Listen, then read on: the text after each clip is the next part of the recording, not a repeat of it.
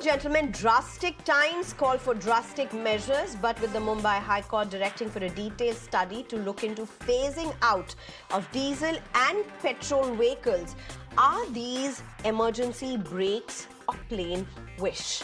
Firstly, why has the High Court moved in this direction? Well, look at these images on your screen and it's just going to come up. A skyline that's hardly visible if we could take those images, increasingly so every year compared to the previous. Just look at those. Those are the iconic images of Mumbai, and if you do not know how it looks like, you would never be able to recognize it. This is how it should be looking like. And just look at how Mumbai has been waking up, not just waking up to smoggy skylines, but actually their afternoons are turning just like that. Today was no exception, in fact. Just the contrast, the smog line and the gorgeousness of what it should have been. And remember, all of this flagged by the ethereal Marina Beach. While Mumbai has a geographical advantage of being on the coast, increased construction projects and climate change have caused alarming levels of air pollution the last 3 years. Last year, it even surpassed Delhi's level for a few days. But why the connect to phasing out vehicles? Mumbai has the highest density of vehicles across metros, which is 3 times the city's capacity and is nearing the mammoth 50 lakh vehicles on the road. This has a strong connect with the rising PM 2.5 levels of Mumbai and others being construction, road dust as well. Remember, Nitin Gadkari had said that the centre plans to make a shift to 100% electric vehicles for public transport by 2030. Well, can Mumbai lead in a different way? The Mumbai High Court at least seems to think so. But how much of this is really true? Asif Bhamla joins us. He's a spokesperson for BJP. Anish Gawande, who's a national spokesperson for NCP, Sharad Pawar faction. Very good evening. Thank you both of you for joining us. Of course, you both are also very, very crucial because it's the BMC election year. And it's also one of the peak pollution times that Mumbai has seen.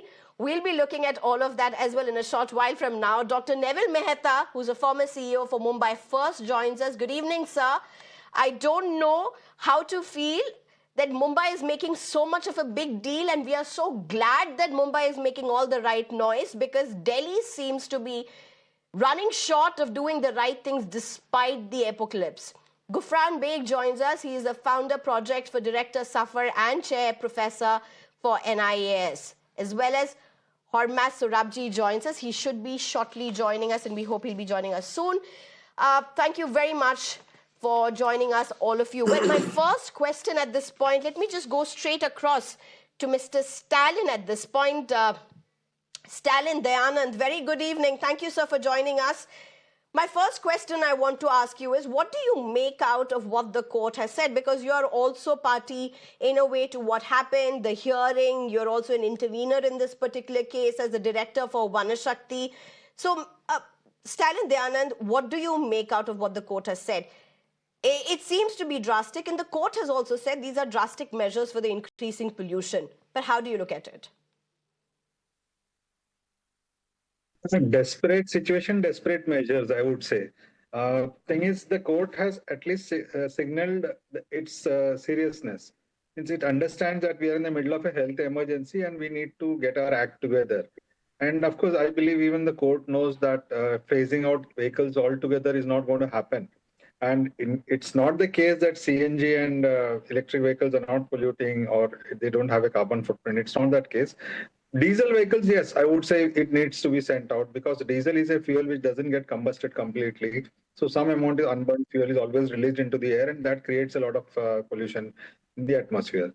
And yes, I would say again, the High Court is breathing down the necks of the government. Right. Dr. Neville Mehta, if I can get you in, as somebody who's lived in Mumbai, who loves Mumbai, is there any immediate changes that you can see? Because yes, the AQI is pretty bad for that matter, even though you may say it's moderate or just about poor, something that the national capital will say is actually good, considering the levels that the national capital bears. But for people who are living in Mumbai, is there any immediate impact that you all can see?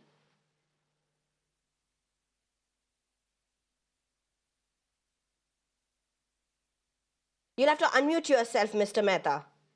I'm sorry. I feel that you're jumping the gun. I don't think that vehicles are the only source of pollution in our city. And coming down so heavily on just cars is not going to solve the purpose, what we are looking for. Matter of fact, if we enforce the existing emission norms, which the cars have to comply with, strictly without any deviation itself would take care of at least 50% of the pollution problems that we are having. At this point of time, you'll find at least 60% of the cars on the road which are not compliant with their emissions. So I feel that it's a very, as I said, a very easy way of getting and pointing a finger. But there are many more reasons. There are many more things. I mean, you're talking about moving into EV. Where are the EV chargers available? I mean, the cars are so expensive right now. What about the rural communities and the lower communities? You are marginalizing them by these type of archaic suggestions. I mean, overall, I feel that is something that is going to happen and it should happen, but it should be way down the ladder of getting into solutions and options. This is the last option that we should get in, or maybe the middle option. There are many other important things that we need to comply with and get things done by the government instead of pointing fingers at just the transport and say, oh, this is the only cause. It is not. It is one of the causes, and it's not, I would say, the very main cause. Right. In fact, I'm being joined by Hormaz Surabji at this point. Very good evening. Thank you so much for making time. I believe you're in a very hectic schedule and you're still taking out some time for us. So to the rest of the panelists also, just allow me a few minutes to just spend that time with Mr. Surabji to try and get a sense of what he has on this as well. Mr. Surabji, my first question to you. I mean, yes, Mumbai pollution seems to be only deteriorating, particularly the air pollution if you have. Yes, there are several factors, including construction, road dust, as well as vehicular emissions for that matter, which have, quite honestly, if you look at the studies, increased 5 times, some say even 7 times, possibly even more. We don't know. These are all very, piece by piece studies that come out in a way. But what do you make out of what the High Court has said? It said, do a detailed study to really find out if petrol and diesel vehicles can be phased out. I mean, I have not heard of something like this remotely by any court on anything related to pollution, even when the Delhi pollutions were in the court. No, with due respect to the court, I think they have no idea on the emissions profiles of petrol and diesel. I mean, today modern engines are super clean. In fact, globally, the issue has gone beyond emissions or dirty emissions. It's more a CO2 issue, and CO2 is not poisonous. Globally, CO2 is more of an issue because it causes global warming, and that's become an existential threat. But, I think engines have become so clean right now. They're literally, cleanup technologies are literally laboratory on wheels that the typical traditional pollutants, which is HC, NOx or oxides of nitrogen, and CO, which is carbon monoxide, are extremely low. They're converted into harmless water and CO2. CO2, as I said, is not poisonous, not hazardous, toxic. It's just a global warming gas. And of course, then you have the other bogey of diesels, which is the particulates, which were a big problem. But with BS6 and BS 6.2 cars, which have very effective DPS, so diesel particulate filters, even that has been kind of taken, that's been sorted out. I think it's a very populistic thing to say ban diesels. It's globally people do it. The car is a whipping boy. This is it not makes even people diesel look alone. good. This is diesel and petrol vehicles being phased out. Yeah, I think it's not going to be possible because it's just not practical because the only other option is EVs and that's going to be, at least in my view, a decade to 2 decades before EVs kind of replace petrols. It's just not going to happen. Firstly, there's no charging infrastructure. I think what the courts would have to first do is by law mandate all societies to allow charging infrastructure. Otherwise, as it is, there's so much resistance against it. So this, to be honestly, just makes no sense at all. This kind of suggestion of phasing out petrol and diesel cars. It's just not practical. And frankly, I don't even think it will solve the problem. There are other bigger problems, as earlier panelists said.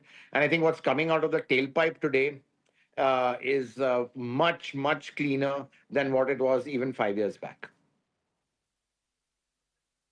No, but is there a connect, Mr. Sorabji? And I'm trying to understand this as well, because when I was speaking to some experts, pollution experts and environmentalists, they were talking about how the vehicular movements and the vehicular congestion on the roads just keeps the PM 2.5 particles afloat in the air for a longer time. I mean, is there a way to explain this better? Yeah, I think what you've got to do is you've got to phase out the older vehicles. That's what you've got to do, because they are the dirty vehicles. In fact, probably the maximum pollution is caused by the older vehicles, which are, I would say, BS2 and less, so BS3 and less. BS4 also is no bad.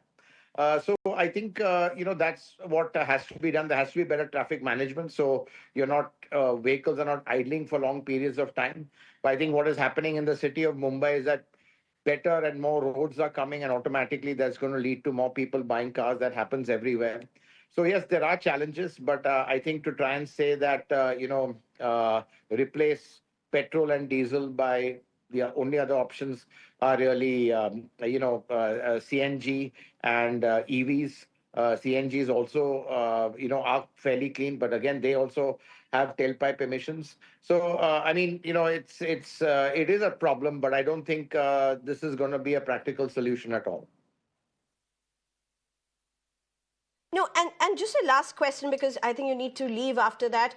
Mr. Hormaz, I mean, when you look at the sheer numbers, again, it's important to put this in perspective, and that's why I'm asking you this question. If you're looking at, when we hear statements and listen to facts and we say Mumbai is inching to the 50 lakh mark of vehicles on the roads, what does this really mean in the larger context? If you could explain this to us. Well, I think it's basically shows a failure of public transport. Because clearly, if like in other cities, if there were really convenient alternatives by way of public transport, I think people would not want to take to their cars as frequently as they do. Everyone's happier to be stuck in traffic jams with their engines idling than to take the existing public transport right now. One hopes that the Mumbai Metro will kind of ease some of the traffic issues. But right now, the absence of public transport and at the same time, the wonderful roads which are coming, I mean, we welcome that, but that in itself is going to get people to buy more cars. Well, Mr. Hormaz Sorabji, thank you very much for your time and for putting things in perspective. Thank you so much. Thank you. Very quickly, if I can come to you, Mr. Gurfan Beg, what do you make out of this? I mean, what are the principal pollutants for Mumbai? What are the big concerns at this point, even as we are talking about some of the days in Mumbai are worse than Delhi, last month particularly? What are the top 3, 4 factors that contribute to this heightened pollution? And of course, the PM 2.5, according to you. See, the issue is that the lead pollutant, which is the most harmful, is PM 2.5. That is why we all talk about, but sometimes we mix up with PM 10, which is not that harmful. So let us concentrate on PM 2.5, and that is all struggle is all about it. Now, as far as emission inventory, the latest 2024 is concerned, there is about 32% contribution come from the transport sector, not fossil fuel, which is being used in the industry or power or anywhere else, but 32% comes from there. But the problem I was listening to... This is for the entire India, if I'm correct. It is not Maharashtra or Mumbai alone. It is the entire India, isn't it? This emission inventory which SAFAR has produced, it is purely for Mumbai, Mumbai metropolitan region. 32%. Delhi has a transport sector about 41% contribution. But here, transport contribution is just 32%. But the problem, I was listening to the previous speaker, the problem is not the new vehicles are wonderful, they are doing, but how much is the new vehicles? Mainly in the range of 20 to 30%. 42% of LCV are 32% LCV 15 years old, 36% of this between 5 to 15% year old LCV. Similarly, HCV. Now the major problem comes here. Commercial vehicle is about 4%, buses are about 1%, but they contribute 70% out of this 32% emission, and that is where the challenge is all about, because they are the one who floats the norms. They are mainly of the diesel. Mumbai has about 65% of two-wheelers, which are all running on a petrol.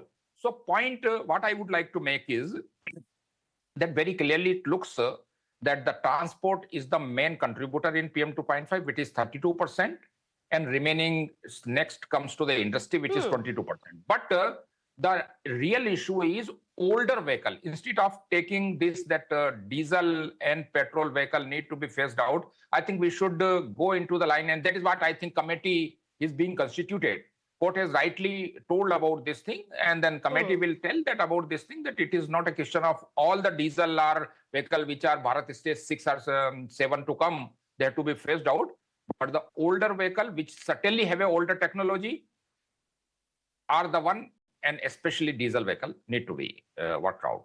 And then, we have worked out about the economic benefit. Economic benefit is a very, if you talk about a very ideal scenario, that all the vehicles are converted into electrical vehicle, Mumbai will gain 900 crore rupees per year in the healthcare cost. Well, all the new innovation, new things comes I get that, with the challenges. but you also would agree, Mr. Gufran Beg, that it's a very far-fetched point at this point. I mean, the way India is moving, with electric vehicles, of course, there's a lot of focus on that. But to say how much of that can be compensated with, and converting vehicles, all of them into EVs, it is far stretched at this point to be a reality, isn't it? Even you would agree with that. It is challenge. It will take 10 plus years, there is no doubt. But then we need to make a start at some point of time. And then we have a now electrical vehicle, government is promoting it. Government has to provide much more subsidy in the taxes and all.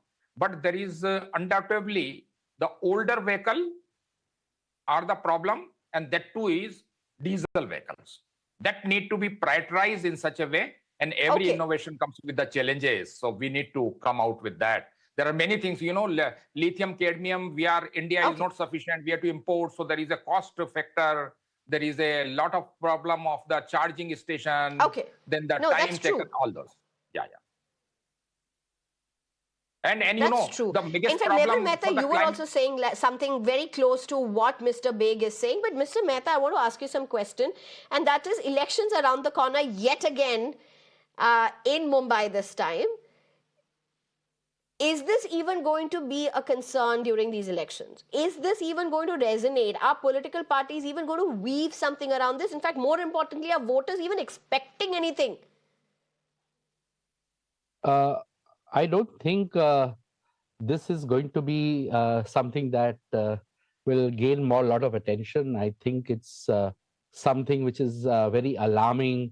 It's just trying to spur people up, I think, but it's not going to succeed at all. Because when you talk about EV, one thing that we have not discussed is EV production may lead to increase in emission from other sources, such as increased EV production, which can have environmental impact like resource extraction and energy consumption. So it's not that easy to say, oh, let's all move to EV. It's not easy. And secondly, why do you always say that transport industry is a part of this? What about the real estate industry? What about the agricultural industry? What about the energy production industry that is also polluting the necessary pollutants? Why suddenly, when there is this AQI levels going high, suddenly you come out with banning construction work in certain parts of Mumbai? I mean, why is it that we always firefight? And why is it that the government is trying to absolve themselves of the lackadaisical approach over the last so many years in trying to build the necessary infrastructure like mass public transport. Why all that has been swept under the carpet, and suddenly you come out by saying, oh, ban Okay. petrol and diesel cars. So what were the politicians and what were the governments Okay. doing No, in the I get past? your sense. I totally get your sense of what you're saying. But pollution, is that an issue that is likely to come up for voters this time in BMC? I mean, is it a concern for BMC?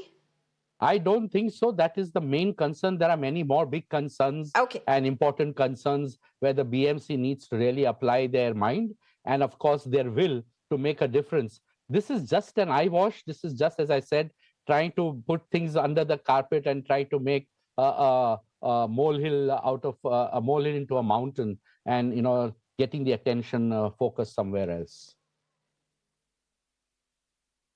Anish Gawande, Asif Bhamla, it's over to both of you. Asif Bhamla, you are an environmentalist as well. You are a politician, of course, but you're an environmentalist as well, Asif Bhamla. Which part of you weighs heavier on this?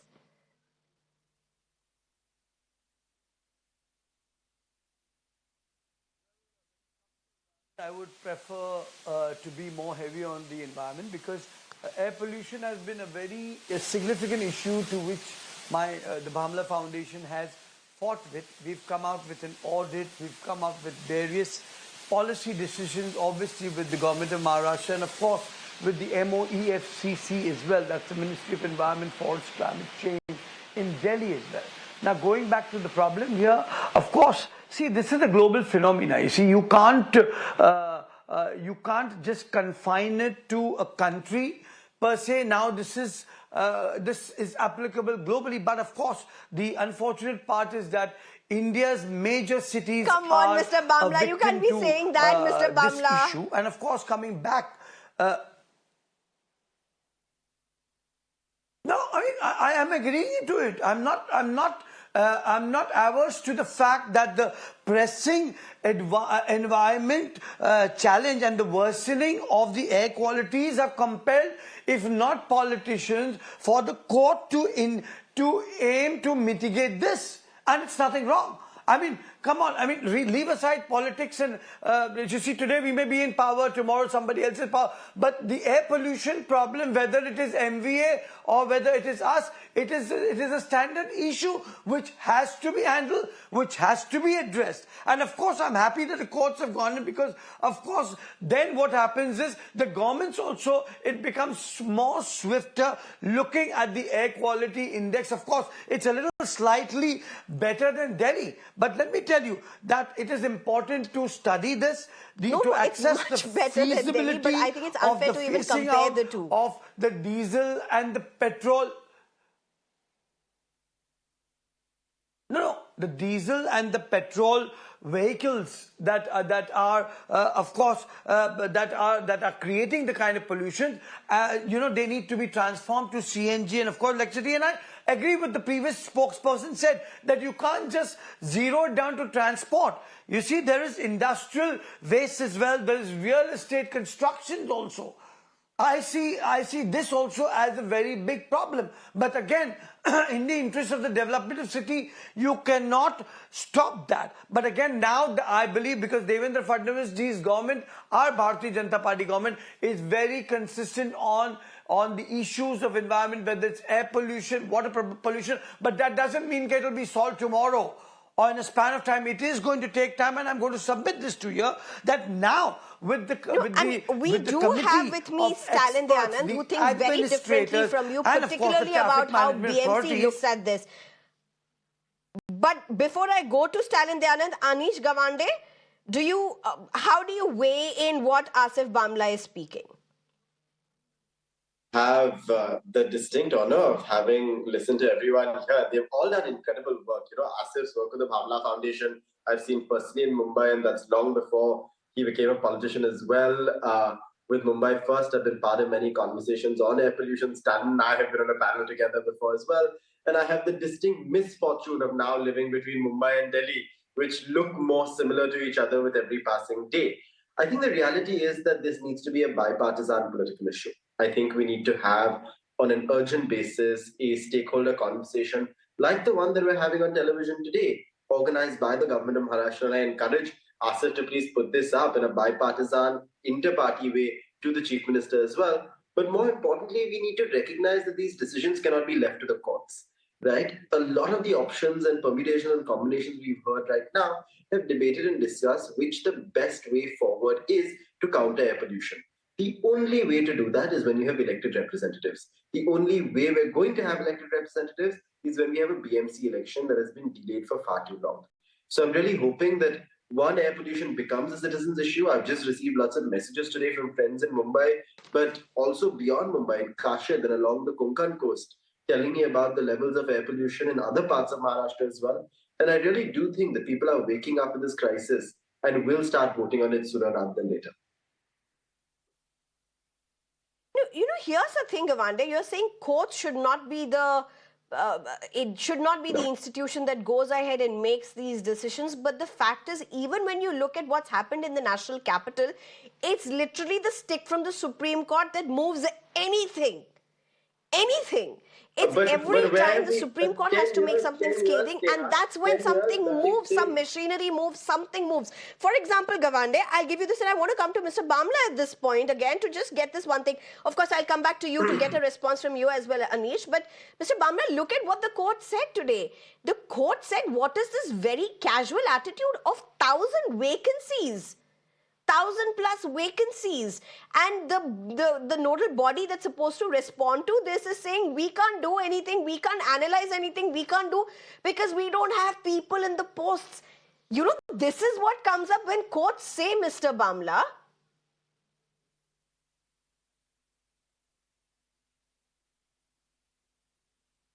I didn't get your point. The court has mentioned what you mentioned. What is 1,000 vacancies? What did you mention? I'm sorry. So there's a little bad connection with my when the court pulled up about why there's been no response, why there's been no action taken at all, particularly with the measurements that were supposed to be taken, the installations that were supposed to be done, the nodal body, that's the Pollution Control Board, goes to tell the court and says there are almost 1,000 posts that are vacant, that have not been filled.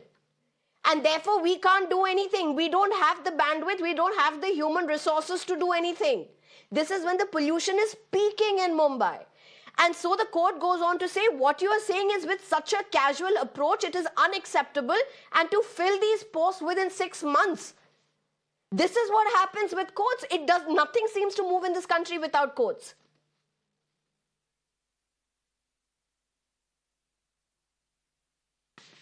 Well, we, of course, honor what the court says. And certainly, if this is the observation of the court, definitely the government in place is going to introspect on that. Of course, you see, we can't just say that we are a super, perfect government. You see, no governments can claim to be so. But if there are areas and errors that need to be corrected to, it has to. Of course, the last 5 years of the state have been in a very lopsided situation. But that doesn't take away us as citizens and the government from its responsibilities of having people in the posts and the positions. So now that, of course, it's an eye-opener. So we accept that with full humility. And I am sure the Honorable Chief Minister, Mr. Fadnavis, who, of course, is now going to drive the state and with a greater zeal than he was in the earlier last 5 years. Last 2.5 years were not there at all. And of course, then the last 2.5 years also. But as I said, this issue is not a political issue. This issue is an issue which pertains to all parties, to all individuals. Look at you. It's Shinde government that at least was taking all over again a claim. It impacts to the health of the citizens of the country. At this time, you have a right to respond to Asif Bhamla. The only thing that I agree with Mr. Bhamla over here is that we shouldn't criticize this because the unfortunate reality is that politicizing it has not yielded results. Right? I think the challenging part today is that as political parties, we need to do a more difficult job of ensuring that voters firstly care about air pollution, right? The reason I said that I don't think the courts are a solution is not because I don't think the courts are doing a good job. I think that the only way to drive sustainable change is when citizens start putting pressure onto governments to ensure accountability. Unfortunately, we haven't seen that yet in a critical mass. But I elections think have never on our heard point, these issues. Delhi is proving that Mumbai will not be any different, Anish. which is the problem. Until Delhi starts voting on air pollution, Delhi will not change. And even though the courts have acted in Delhi, nothing has happened. So my hope is, and the NCP SP will definitely be making climate change an integral part of our BMC election campaign. We made climate change an integral part of our Vidhan Sabha election campaign as well. Unfortunately, it did resonate with voters. I think the difficult part is going back to the voters, ensuring that we make these crises, like the 1,000 vacancies you mentioned, like the fact that air pollution is increasing in Mumbai at a rate ever before, an important point, and get voters to care about these issues and then to create a sustainable political plan for them. Okay. Nevin Mehta, I saw you smile in between when I was talking about the 1,000 posts that are still vacant. Do you want to say something about that? I personally feel that this is again an eyewash. You mean to say, and you want us to believe. I do hope all of you feel that there are people on this panel who have some type of gray matter, and that they are not going to sit here and believe that all the successive governments were not aware of these vacancies. And it took them, the High Court judge, to point out to you that there are 1,000 vacancies. So what was your environmental department and your environmental minister doing? Your successive ministers, what were they doing sitting on that hot seat? Wasn't there their duty to get into that action mode and see first and foremost that you have the necessary infrastructure ready and in place? So you mean to say that every time you fail, and you fail us every time when we repose our trust in you, you fail us every time, and then you give us excuses that you were not aware of these vacancies. You didn't know what was happening. And, we just realized that, oh God, what do you think we are? We are tolerant, we are docile, but we are not idiots. We are not stupid. Indians have one of the most fertile brains. So please respect that when you at least give us a response and not say, admit it and do something about it quick. I mean, I agree with Gavande. Why does the High Court need to step in every time? I mean, it's a judicial process. It's not an administrative process. So now why are you asking even the courts to do your administration and your legislation? If that is the case, then why do you stand for elections? Why? Why cause us this grief? Well, those are very, very important questions. Mr. Bhamla, do you want to take the answers?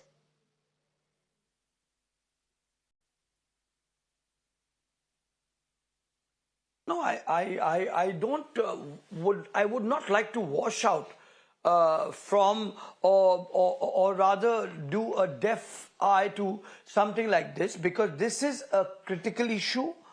And of course, I mean, since I deal personally with this endeavor of environment, with air pollution, with water pollution, with the plastic pollution, so this definitely is of a very serious concern to me.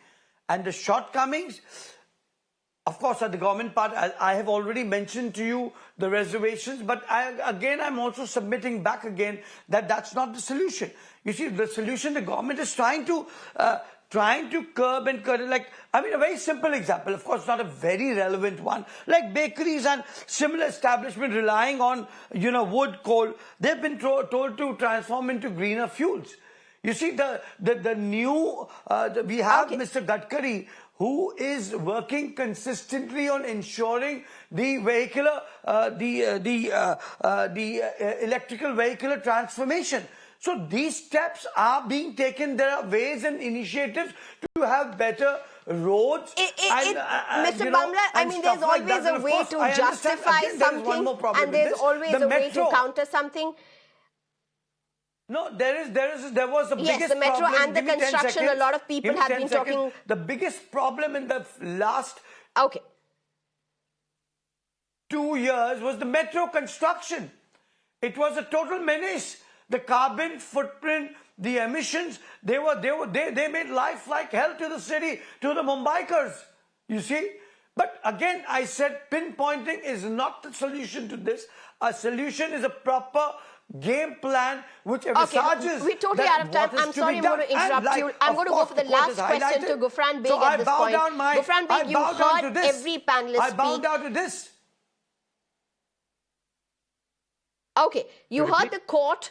You heard the court say, do a detailed study, find out about the phasing out if possible. Most of you are of the opinion that is not a practical way to look at it. But if the government is hearing, because you're also an expert and the government has to figure out a way, what would you say should be their top priority as they approach this challenge of the deteriorating air quality index of Mumbai? Yes, firstly, this air quality has to become a part of the political discourse. But the priority-wise, very simple. There are studies which found that what are the source contributing it to what level. Then based on the priority, which we need to have a maximum emission coming from there, then you have to do that. But the one more important striking part is that the particulate matter composition in Mumbai in PM 2.5 is much, much toxic as compared to Delhi. The less concentration is equally harmful as the higher concentration of Delhi or something other thing because of the humidity and environmental other issues. So my priority would be that let us step in first.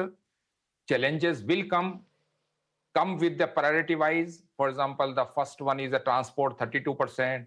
Then industries are still contributing to about 25%. And as far as the dust concentration, all those are concerned, you can see that it will increase PM10. But as far as PM 2.5 is concerned, it's just 10% contribution from the dust, with the normal dust, not the additional dust.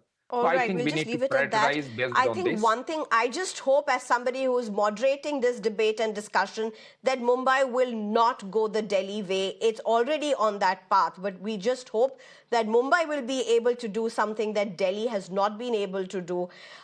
That may just be about a big, big breakthrough, but otherwise this is absolutely dismal. Asif Bhamla, Anish Gawande, thank you very much for joining us. Dr. Neville Mehta, thank you very much for your time.